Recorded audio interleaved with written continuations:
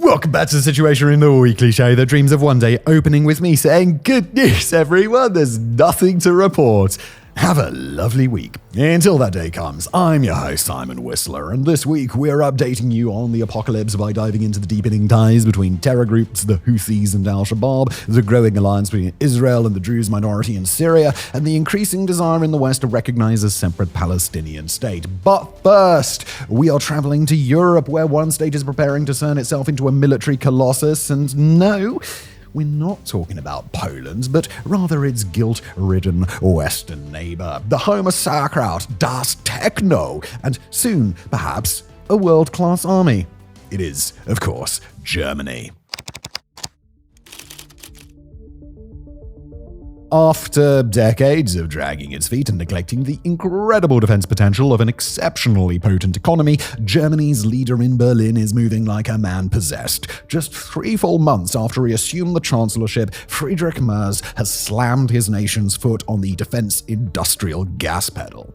But over the last 2 weeks, the broad strokes of Germany's push for rearmament have turned to specific, meaningful signs of progress, not just demonstrating that Germany is committed to its new mission, but illustrating just how Berlin plans to get this done. Now, here on this channel, we repeatedly emphasized that for Germany, France, the UK, and the other nations of the NATO alliance, that it is not enough to just make commitments to the idea of defense and set aside some funding to that effect. In order to have any hope of success, a push toward European rearmament will need to overcome 3 massive obstacles all at once. It'll need to slice through Europe's notorious layers of red tape, with the efficiency of a Polish-winged hussar smashing through a crowd of peasant infantry that hasn't been issued their polearms. It'll need to focus on not just procuring tanks or aircraft, but procuring the logistical, cyber, space-based, and technologically advanced warfighting tools that so many nations have neglected.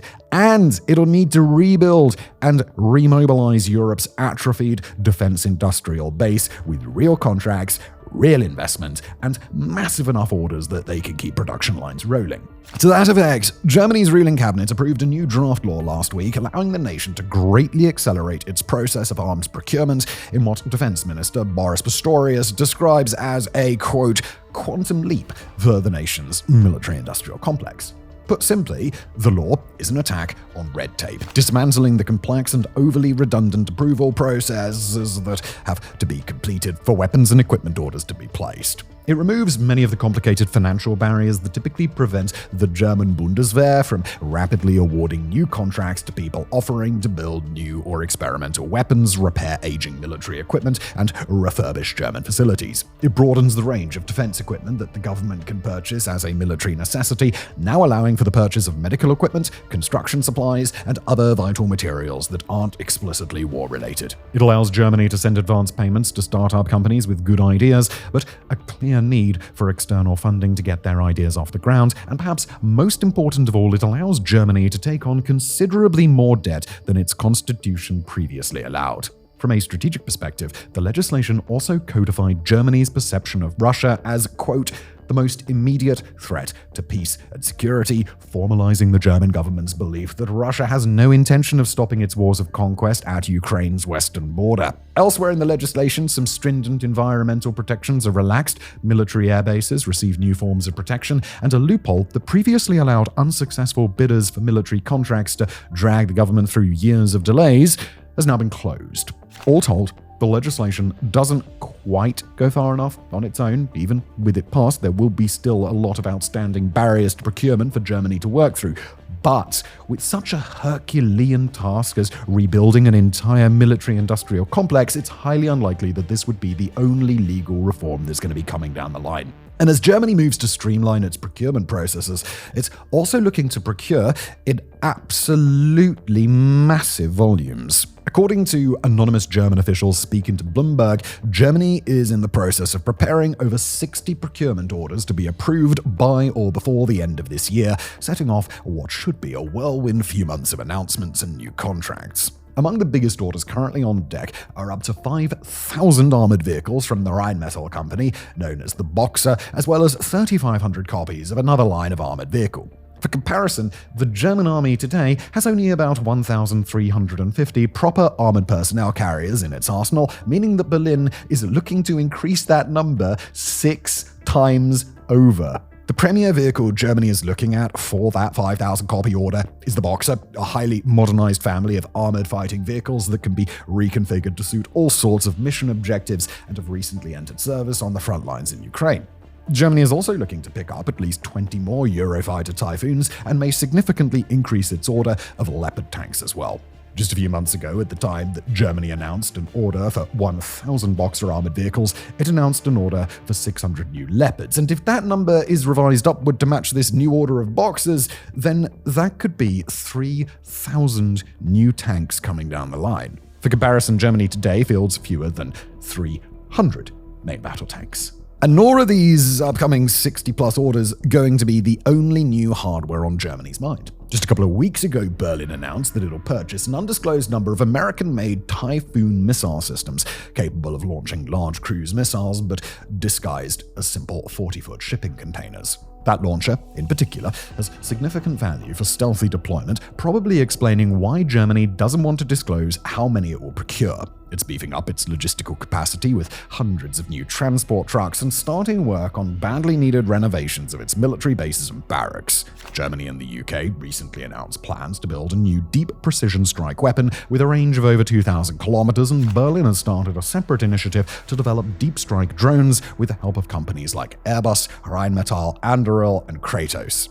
With an eye to its ongoing collaborative projects, Germany has announced that it will soon, quote, clarify the situation with France over the FCAS, a jointly developed 6th-generation fighter jet currently being worked out in a 3-way collaboration that includes Spain. The program has been beleaguered by work-sharing disputes between Germany and France, particularly the French aerospace agency Dassault, and while the program isn't doomed yet, it might be called off relatively soon. If that's the case, and recent aerospace history with the Eurofighter program is a predictor of the future, then France may cast out on its own fairly soon while Germany and its international partners work to develop a final shared product. On the topic of advanced, even futuristic hardware coming out of Germany, the nation is going all in on its support of high-tech defense startups, and the Merz government has made clear that artificial intelligence, drone technology, and battlefield networking systems are of the utmost importance to procure. To hear a chorus of unnamed sources tell it, speaking to Reuters earlier this month, Germany's leaders fully intend to reinvent the nature of warfare itself, while simultaneously setting an example for other European nations to make the same pivot. Germany has already started consulting relationships with a range of small startup firms in the same way that it would consult with major defense industrial contractors, and as we mentioned earlier, the nation has broken down all sorts of red tape barriers that would prevent it from funneling investment into the startup defense industry. In terms of technology, Germany is reportedly open to just about any proposal right now, but the ones that have already caught Berlin's attention, some interesting stuff. Those include AI-powered robot tanks, miniature unmanned submarines that could be used for reconnaissance or attack, and even the technology to equip and manage spy cockroaches. That last initiative, by the way, is from the aptly named company Swarm Biotactics, which works to fit cockroach cyborgs with little backpacks that come with cameras and an interface package to allow human remote operators to control the bugs from afar, because apparently we live in the future. Even despite its rapid movement on defense, German leaders have still faced enduring critiques from onlookers who insist that the nation's military-industrial complex still isn't ready. But all signs from the financial world would suggest that German rearmament has become a winning bet. The value of Rheinmetall stock has more than doubled in the last 6 months, going from a paltry $160 a share at the start of February to over $400 a share at the time of writing. Airbus stock is up well over 20% in the same period, while the defense electronics company Hensoldt has nearly tripled its stock price in that time. Europe's most valuable defense startup, the German company Helsing, just doubled its valuation to over $12 billion, accounting for changes in its value over the last year alone. At the same time, independent defense innovators have real wind in their sails, with the head of Germany's Military Innovation Accelerator reporting that now he's getting 20 to 30 requests a day on LinkedIn from people pitching ideas on new defense technologies to develop, as opposed to maybe 3 such requests a week before the Russian invasion of Ukraine. Venture capitalists have flooded over $1 billion into German defense startups in the last couple of years, and more startups are popping up every week, representing a growing willingness to accept risk in order to take advantage of a growing economic boom. As German defense leaders are increasingly trying to make clear, overhauling a system as completely atrophied as Europe's military-industrial complex isn't going to be easy. It's not the sort of problem that a nation could fix with a single comprehensive piece of legislature or a standalone plan to jack up defense budgets. Even moves that feel like really big changes, like Germany's new procurement laws or its decision to nearly triple its defense budget in the coming years, they're still incremental steps. In the world of defense analysis, there is a real and enduring bias towards solutions that seem as if they'd fix all problems at once, a sort of magic pill that would cure the ails of a wounded defense industry, and that if a certain solution doesn't go all the way, then it's doomed to failure. But the problem before Germany now, it's not so simple as giving a specific medicine to cure a specific illness. It's more like akin to untangling a gigantic, practically unsolvable knot where you've got to pull at the edges for a long, long time in all the right places, and where even apparent moments of victory will reveal just more tangled layers underneath. Germany's arms industry isn't just atrophied, it is deeply and profoundly but in order for Germany to this whole thing, it's going to take a multi-stage sequence of seismic shocks to Germany's system in order to get that done. But if the latest revelations from Berlin are any indication, then the Merz government understands the complexity of the task ahead, and the seismic shifts we see today are setting the stage for other seismic shifts tomorrow. Here at WarFronts, we expect a flood of new procurement headlines, an abundance of weird and wonderful design concepts, and a Gatling gun of investment to be coming out of Berlin over the next few months, and probably the next few years. Germany already has the high-tech workforce it needs, plus the civilian innovation, the industrial know-how, and the non-defense manufacturing capacity to yell out the German equivalent of Avengers Assemble and build one of the most advanced and robust military-industrial complexes in the world. Right now, Germany appears to be on the right track, and if the recent announcements by Berlin are any indication, then there will be much more coming soon.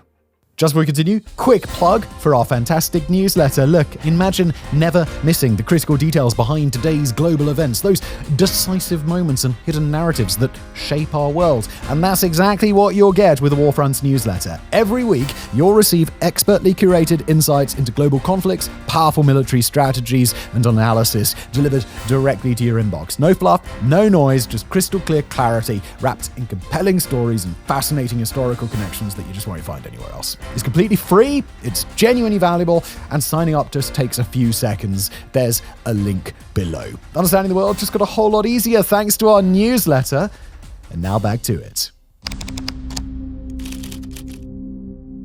The situation in Gaza has never been worse. Right now, the internationally recognized death toll in the Gaza Strip has climbed past 60,000. Massacres at aid distribution points for the US-backed Gaza Humanitarian Foundation take place regularly, and parts of the territory now check 2 of the 3 required boxes to declare an ongoing famine. But although the reality on the ground in Gaza demands urgent attention, and in fact we published an entire episode on the subject a couple of days ago, we're instead going to focus on developments on the international stage. Right now, some of the most powerful nations of Europe and the Arab world are coming together in a coordinated effort to force Israel's hand and bring an end to the fighting. The first shot across Benjamin Netanyahu's proverbial bow came courtesy of French President Emmanuel Macron, who declared to the world on Thursday, July the 24th, that his nation would formally recognize a Palestinian state. The recognition was not immediate. Instead, Macron explained that France would make the move at the UN General Assembly when it convenes in a month's time, on the 9th of September. At the same time, Macron expressed the need to demilitarize the Hamas terror organization and, quote, secure and rebuild Gaza. As Macron explained to the world in a post on social media, we'll quote it, "We must build the state of Palestine, ensure its viability, and ensure that by accepting its demilitarization and fully recognizing Israel, it contributes to the security of all in the Middle East. There is no alternative." Now, with this announcement, France became the first member of the G7 to recognize Palestinian statehood, as well as the most powerful and influential nation in Europe by far to join the 147 members of the United Nations that already do so. As for how the nation of Israel reacted, well, we'll give you a guess. Prime Minister Netanyahu laid into France for the decision, offering its harsh condemnation and insisting that the move, quote, rewards terror and risks creating another Iranian proxy, just as Gaza became. And, quoting Netanyahu again, a Palestinian state in these conditions would be a launchpad to annihilate Israel, not to live in peace beside it. End quote. The United States, Israel's main backer on the global stage, took a similar tack, with U.S. Secretary of State Marco Rubio calling the decision, quote, a slap in the face to the victims of October 7th. Of course, if a harsh reaction from Israel and the United States isn't a surprise to most of us watching, then it certainly wasn't for Macron himself, and in fact, that reaction appeared to be part of the plan. In his initial announcement, Macron didn't explicitly state that France's decision could be reversed if Israel were to meet certain demands, but he did emphasize that right now, the problem that absolutely must be addressed is the ongoing Gaza war. Quoting again, we need an immediate ceasefire, the release of all hostages, and massive humanitarian aid to the people of Gaza. As we go forward, remember that dynamic, that veiled implication that if Israel were to change its conduct, then perhaps recognizing Palestinian statehood wouldn't be such an urgent task. It'll be important later. Now, it's important to understand what a recognition of modern Palestinian statehood would actually mean, because it's not quite so simple as just recognizing any other group of people trying to declare their independence. Palestine isn't a contiguous territory. It's separated into two parts, Gaza and the West Bank, with each of those two parts controlled by very different organizations. The West Bank is controlled by the Palestinian Authority, which is managed in turn by a political party, Fatah, although in practice both Fatah and the PA exercise control over only limited portions of the West Bank territory. Gaza, by contrast, has been ruled by Hamas unilaterally since it violently consolidated control and got rid of Fatah nearly 2 decades ago.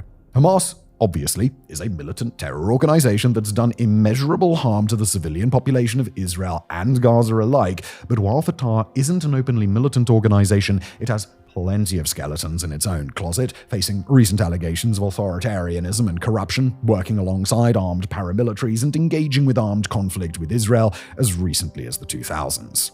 It is for this reason that most modern-day calls for Palestinian statehood from within Europe aren't simply a call to put the Palestinian Authority and Hamas into a joint sovereign government and let them do whatever they'd like. Instead, most have a view of the situation that's similar to France. That at the absolute minimum, Hamas absolutely must be demilitarized, any Palestinian state must recognize and live non-violently beside Israel, and most likely, any state would have to be a carefully managed project. As for whether such a carefully managed transition ending in a trustworthy Palestinian government is actually feasible, well, welcome to the debate. You can expect it to get pretty heated. But at least in principle, Palestinian leaders in the West Bank are glad to engage with these kinds of proposals, as the Palestinian Authority confirmed in response to Macron. Hamas too responded favorably to the idea in a move that served to inflame the backlash from Israel even further. In the days following France's announcement, the big question across the globe was whether it would actually change anything on the ground in Gaza. After all, it's not uncommon for Macron and his government to take maverick positions and try to shift international discourse only to be rebuked or ignored by the rest of the world. This time, however, that didn't happen. Instead, France was joined in its position within just a few days by a major strategic partner and a second member of the G7, the United Kingdom. The British government under Keir Starmer confirmed that it too would recognize Palestinian statehood, also at the upcoming United Nations General Assembly next month, but this time, the conditions placed on Britain's decision were far more explicit. Speaking to reporters at Downing Street, Starmer explained that Israel could prevent Britain from recognizing a sovereign Palestine. But in order to do so, it would have to establish an immediate and lasting ceasefire in Gaza, commit to the stopping of annexation of territory in the West Bank, and pledge to engage in a peace process that would work toward a two-state solution, and thus Palestinian sovereignty pushed off until a later date. Like Macron, Starmer was careful to keep up the pressure on Hamas, quoting here, "Meanwhile, our message to the terrorists of Hamas is unchanged and unequivocal. They must immediately release all of the hostages, sign up to a ceasefire, disarm, and accept that they will play no part in the government of Gaza." The UK's Foreign Minister, David Lammy, had his own harsh words for Israel, quoting again, "Let me be clear, the Netanyahu government's rejection of a two-state solution is wrong. It's wrong morally and it's wrong strategically. It harms the interests of the Israeli people, closing off the only path to a just and lasting peace, and that is why we are determined to protect the viability of a two-state solution." Just as it done with France, Israel's Netanyahu responded to Britain with fire and brimstone. Starmer rewards Hamas's monstrous terrorism and punishes its victims, Netanyahu insisted on X. A jihadist stare on Israel's borders today will threaten Britain tomorrow. Appeasement towards jihadist terrorists always fails. It will fail you too. It will not happen. End quote. But again, harsh condemnations from Israel are to be expected for a nation in Britain's position, and as of now, it appears that Downing Street is undeterred. And with the United Kingdom coming aboard, it appears that other NATO member states may consider following suit. Spain, Poland, and Sweden already recognize Palestinian statehood, as do several other NATO nations in Europe. But now, some of the alliance's wealthiest and most influential members seem as if they might follow suit. Italian Prime Minister Giorgia Meloni, while declining to formally recognize Palestinian statehood, took an opportunity to declare herself, quote, "very much in favor of the state of Palestine." On July the 30th, the Carney administration in Canada agreed to recognize Palestinian statehood on the same September 9th timeline, and with the added stipulation that Canada would require reform and a new round of elections from the Palestinian Authority. But in all of NATO, it is Germany that could be most influential of all. A German spokesperson initially indicated that the Merz government didn't plan to recognize Palestinian statehood anytime soon, but that statement came when it was only France that had declared its intent. Whether Merz would hold on to that position if Macron, Starmer, and even Mark Carney all decided to recognize a Palestinian state together is an open question. And as the pressure mounted from Europe, several nations of the Arab world came together in an unprecedented step of their own. Over the last couple of weeks, France and Saudi Arabia have been planning for a United Nations conference that kicked off last Tuesday with the goal of working toward a two-state solution. But while the conference generated headline-grabbing proposals like a UN stabilization mission to Palestine in the event that a two-state solution was agreed, the real item of note was a declaration by Saudi Arabia, Egypt, and Qatar. Those three highly influential Middle Eastern nations, along with representatives of the Arab League, threw their support behind a declaration that outright condemned the Hamas organization, condemned the terror attack on October the 7th, 2023, called for Hamas to be disarmed and excluded from Palestinian governance in the future, and explicitly laid out their intention to normalize diplomatic relations with Israel. A full condemnation and disavowal of Hamas from nations like Saudi Arabia and Egypt is even more of a seismic geopolitical shift than French or British recognition of Palestinian statehood. That's an unprecedented step in the Arab world, especially for nations that are widely regarded as power players in the region, and it represents a major concession to Israel.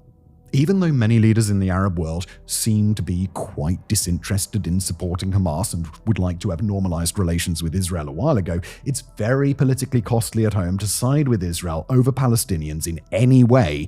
And for Egypt, Saudi Arabia, and Qatar to all take this step now, especially together, well, they've sent a resounding signal to the rest of the Arab world. Taking a stance against Hamas is worth the political cost and may be the only way to stabilize Gaza. Beyond that, and perhaps most important of all, the decision to rebuke Hamas and commit to normalization with Israel represents a fatal blow to Hamas's long-term ambitions. As we've explained in past episodes on this channel, Hamas's decision to attack Israel on October the 7th did not happen in a vacuum, and its decision to attack before Iran or its other regional proxy forces were ready was not an accident. The Hamas of 2023 was staring at an impending crisis, with Saudi Arabia about to normalize its relations with Israel after having already normalized relations with Iran. For Hamas, that was a mortal threat, since in a Middle East where Iran, Saudi Arabia, and Israel could work together toward common goals and prosperity, even without Israel and Iran needing to work together directly, an anti-Israel terror organization like Hamas would have been an inconvenience. Funding it and supporting it would no longer have been in Iran's interests, and in fact, it could have been in Iran's interests to sell Hamas out directly and allow Israel to dismantle it in the name of future good relations. So, Hamas attacks Israel, knowing that Israel's reprisals will be incredibly destructive, and thus Hamas makes it impossible for nations like Saudi Arabia to ally themselves with Israel, thwarting normalization and buying itself more time in the process. So, if Hamas's intention in launching the October 7th attacks was really to make it impossible for Arab nations to normalize relations with Jerusalem, then last week's announcement is the final nail in Hamas's coffin. For Saudi Arabia, Egypt, Qatar, and in principle the entire Arab League to denounce Hamas and sign on to normalization efforts with Israel represents the grand and decisive failure of Hamas's strategy in this war. And if the Arab world is willing to offer Israel the carrot of normalization and assistance in dismantling Hamas, then it becomes far easier to see why France, Britain, Canada, and possibly even Germany and others have decided to show Israel the stick of Palestinian statehood. Take this opportunity, establish a ceasefire, surge humanitarian aid, and the international community will help Israel ensure that Hamas never poses a threat again. The process of establishing a two-state solution will still have to happen, but it'll happen the easy way. But fail to take the opportunity that it's been given by or before the date of the UN General Assembly, and Israel will only see its position get worse. By September 9th, Israel will have chosen its path. By that time, the war in Gaza could be over, but only if Jerusalem can seize this opportunity. So next we turn our attention to the Red Sea, where the growing alliance between Al-Shabaab and the Houthis has regional observers not just ringing alarm bells, but blowing vuvuzelas in a desperate bid to capture the world's attention. Now, regular viewers of The Situation Room will note that this is the second week in a row that we've mentioned Al-Shabaab. In a world where conflicts emerge faster than Nick Cannon's babies, looking at you, Thailand and Cambodia, that should tell you something. Al-Shabaab has been going from strength to strength in Somalia, most recently capturing the strategic central Somali town of Mahas. Mahas is a key transit hub connecting to several important towns, including Beledweyne and Bulaberte, so its fall is already detrimental to Somalia's government. However, what makes it a death knell to some observers is the fact that since 2022 it has served as the beating heart of a joint offensive by the Somali army and allied clan militias aimed at dislodging Al-Shabaab from central Somalia. Its fall sets the stage for Al-Shabaab to escalate attacks on major towns across central Somalia, including along the Ethiopian border.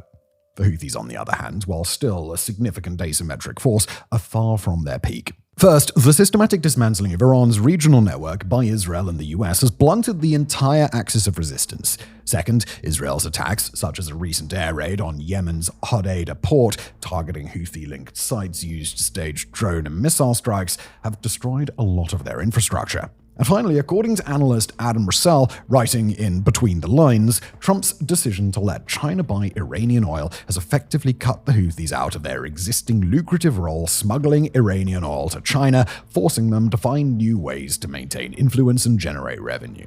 So, what are the two groups to do when one is on the up and up and trying to solidify its position, while the other is on a downward trend and desperate not to fall any further? Well, they partner up. The alliance between Al-Shabaab and the Houthis isn't wholly new.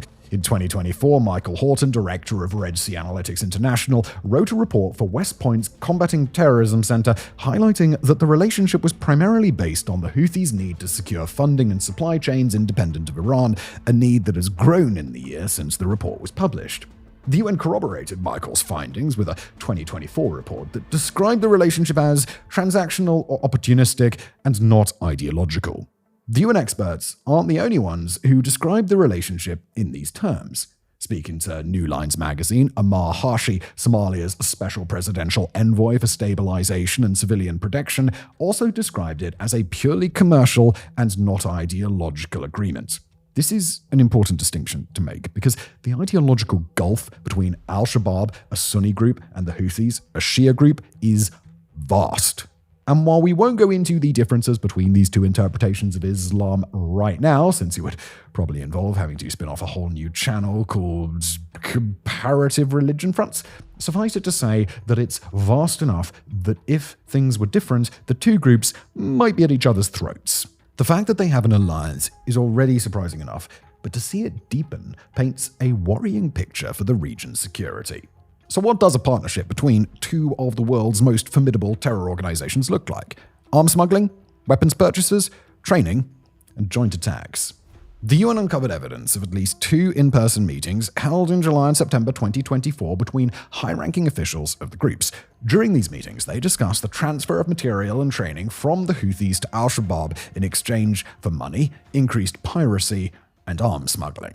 A key item on the negotiating table: light weapons. Although Somalia is a hotspot for arms smuggling, most of the weapons flow out to other countries in Africa. Consequently, the prices for small and medium arms in Somalia are higher, sometimes up to 5 times higher than in Yemen, which was awash in weapons even before the start of the civil war. According to the African Union Transition Mission in Somalia, or ATMIS, Al-Shabaab received light weapons that it used in attacks against African Union forces in September and November.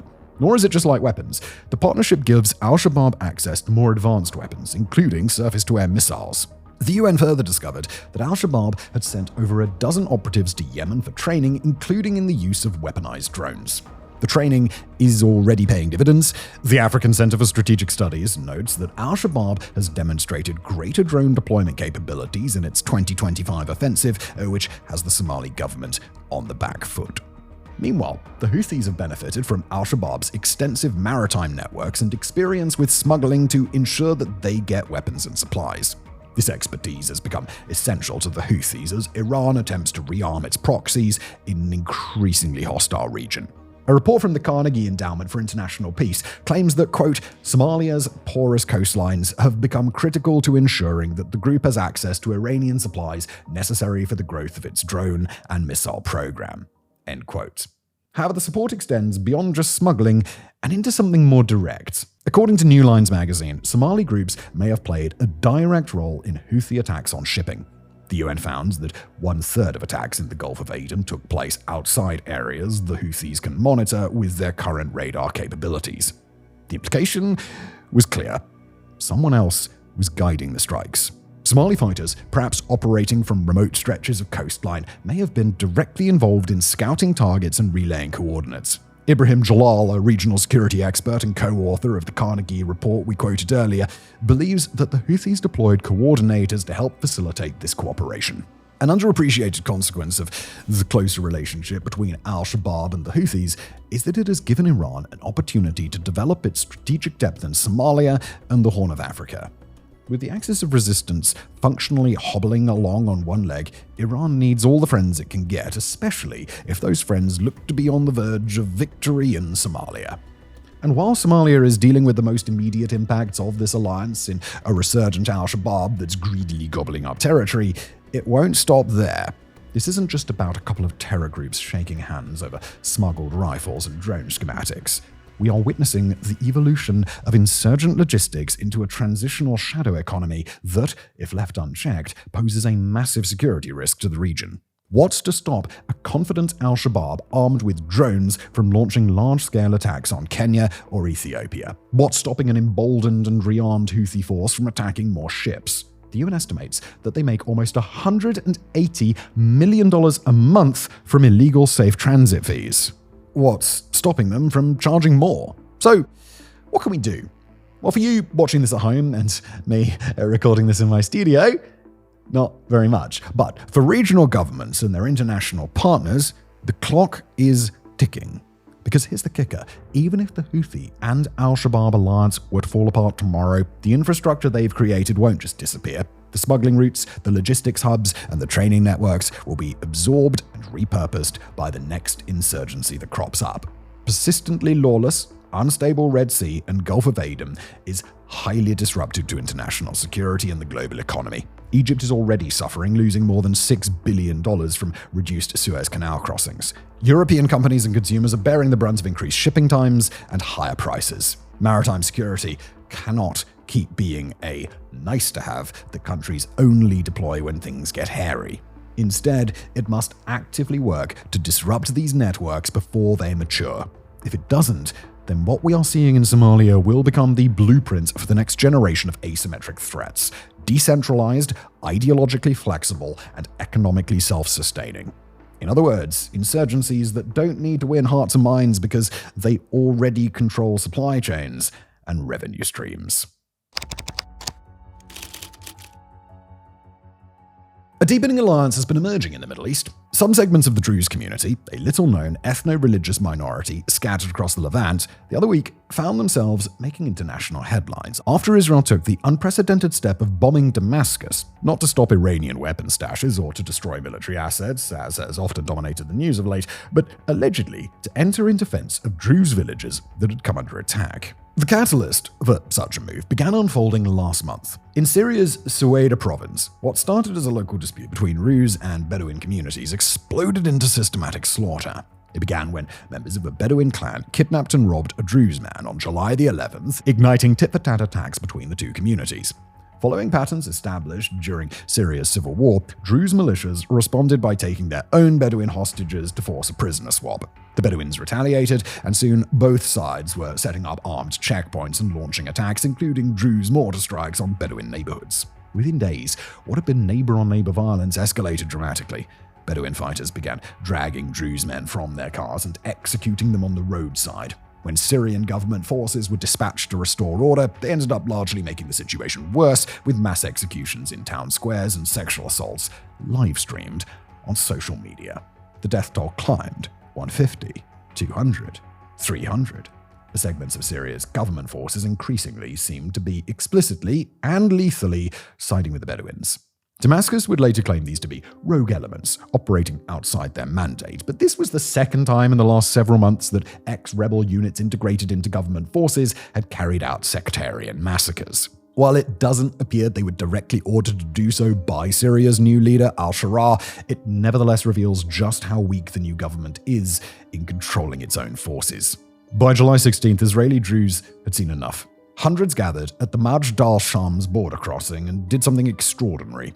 They broke through the security fence into Syria. Here's what happened next, according to eyewitnesses quoted in The Insider. The soldiers at the fence, many of them Druze themselves, stepped aside. Some were crying. They opened the gates and let us through. End quote. Around 200 Israeli Druze poured into Syria, desperate to reach relatives under attack in nearby villages like Haida. Some brought medical supplies, others brought weapons. The scene descended into chaos. Israeli citizens were now inside hostile Syrian territory, with a mini war going on around them. Several managed to evacuate wounded relatives back toward the border, while others took up arms alongside Syrian Druze defenders. This created something of a crisis for the Netanyahu government. Israeli citizens were now in the middle of a Syrian firefight, but sending IDF ground forces to extract them would mean invading Syria, potentially triggering a regional war. Meanwhile, the violence carried on, assaults on Druze and their inevitable reprisals. Netanyahu's solution was both dramatic and calculated. Rather than risk a ground operation, he decided to use airstrikes to force the Syrian forces and Bedouin forces to back down. Within hours of the border breach, Israeli F-35s were streaking toward Damascus. Their strikes were both devastating and symbolic. Missiles slammed into Syria's defense ministry in the heart of the capital. Additional strikes hit near the presidential palace. Netanyahu went on television that evening with an unprecedented declaration. Israel would protect, quote, our Druze brothers wherever they are threatened. At this point, we can hardly blame you if you've grown somewhat numb to seeing headlines of Israeli bombardment on neighboring states, but that declaration from Netanyahu is precisely what makes these strikes so different. Why would Israel take such an effort fresh off its confrontation with Iran when it depleted its air defense reserves considerably? Well, according to Israeli defense sources, the June confrontation with Iran consumed approximately 40% of Israel's interceptor missile stockpiles, with production struggling to keep pace with usage. Furthermore, ethnic violence is tragically common in the region. So what makes this so important for Jerusalem? Well, the answer lies in understanding who the Druze are, who they are to Israel, and what protecting them means strategically. You see, the Druze are a small ethno-religious minority, about 1.5 million worldwide, who broke from Islam about 1,000 years ago. They're largely concentrated in the Levant, split with roughly 700,000 in Syria, and significant minority shares in Lebanon and Israel. Within Syria's Druze community, there are significant divisions. Some leaders sought negotiated solutions to the recent violence, while others advocated for armed resistance and explicitly called for Israeli intervention. Inside of Israel, they have had a long, unique relationship with the government. Since 1957, Druze men, unlike other Arab citizens, have been subject to mandatory conscription in the IDF. This has created what both sides call a covenant of blood, with the Druze being heavily invested in Israeli security long before Arab states had even begun considering recognizing the country, let alone a military pact with them. That sentiment explains why, when violence erupted in Sueda province, Israel's response was so swift. But this isn't just about historic loyalty. The recent October 7th Hamas attacks demonstrated just how integral the Druze have become to the country's defense. Druze soldiers were some of the first responders racing to expel Hamas fighters that day. For Israel's security establishment, the Syrian massacres presented both a crisis and an opportunity. The crisis was obvious and immediate. Israeli Druze were not going to stand by while their relatives were slaughtered. Their deep integration into the IDF meant that this wasn't just public pressure, it was pressure from within, both in terms of the military as well as the country as a whole. Druze officers, some at the highest levels, were advocating for intervention. The opportunity was more strategic. Syria's new government, led by former Islamist rebels who toppled Assad in December last year, was already viewed suspiciously by many Israeli politicians, although there had been rumors of warming relations, including the potentially groundbreaking move of Damascus joining the Abraham Accords. While not fully verified, this was widely reported on and something that is quite clearly off the table at this point. Regardless, there wasn't exactly a ton of love lost between Jerusalem and Al-Shabaab's government. For many, the fighting served a purpose independent of the Druze, as one Israeli defense official told Haaretz on the condition of anonymity, quote, "Look, we're not naive. Protecting the Druze is the right thing to do, but it also sends a message to the new regime in Damascus. We're watching, and we can reach you anywhere." End quote. And those strikes next to presidential palace, well, they're starting to look a little bit more strategic, aren't they? Israel has a vested interest in sending such a message to Syria's new government, given their historically volatile relationship. Since its founding in 1948, Syria has been among Jerusalem's most consistent enemies. Damascus has fought in every major Arab-Israel war and has never signed a peace treaty like Egypt or Jordan. But with Assad gone and former rebels in charge, the only thing certain lately has been uncertainty. The new Syrian leader, al-Shabaab, has been ambiguous at best as to just how reformed he is given the extensive connection to Islamic extremism in the past. His government faces the enormous challenge of integrating various rebel factions, including some with histories of sectarian violence, into a unified security force, a process that has clearly shown its limitations in Sueda. For the Syrian Druze themselves, Israeli protection is a double-edged sword. Yes, it saved them from immediate massacre and may offer some protection against mass slaughter going forward. Syrian forces withdrew from Sueda. The US quickly brokered a ceasefire by July the 16th, with Damascus promising to respect Druze communities. But Damascus has very weak control over its own territory, another issue with the new government. The Sueda incident is neither the first nor likely the last such sectarian explosion. Just months earlier, in March 2025, Alawite villages on the coast were massacred by extremist fighters allied with the new government, over 40 killed in a single day, according to human rights monitors. While there is contention over which side started shooting first, the slaughter of innocents has proven that al-Shabaab's promises of respect and peace mean little more than the paper they're written on. The Syrian state, still consolidating power after Assad's fall, can barely control its own militias, let alone provide real protection to minorities scattered across the country. But it also marked them as collaborators in the eyes of many neighbors. Lebanese Druze leader Walid Jumblat has already warned his community against becoming pawns in Israel's games, understanding that association with Israel could be dangerous in the region. The Druze have always walked a tightrope in the Arab world. While they shared cultural traditions with their neighbors, their secretive faith, which includes belief in reincarnation and doesn't accept converts, essentially making them an ethno-religion, has made them perpetual outsiders. Aligning too closely with Israel, especially given the attitudes in the region toward the Jewish state, puts them at increasing risk of being targets of violence. The challenges are also mounting for Israel, and it has recently been facing more hostility on the global stage than at any time in recent memory. France has recently declared it will recognize a Palestinian state, with rumors the UK could follow. Even Trump, who has long had Netanyahu's back publicly, has begun to criticize Jerusalem over the humanitarian catastrophe that is evolving in Gaza. For now, the message has been sent. Attack the Druze at your own risk. But this wasn't purely humanitarian. Israel saw an opportunity to demonstrate its reach, test Syria's new government, and satisfy domestic pressure from its own Druze population all at once. The Druze have solidified a powerful ally, but in a region where sectarian violence is something of a norm and only a small minority of Druze actually live inside Israel's borders, just how safe they are remains an open question. Thanks for watching. See you next time.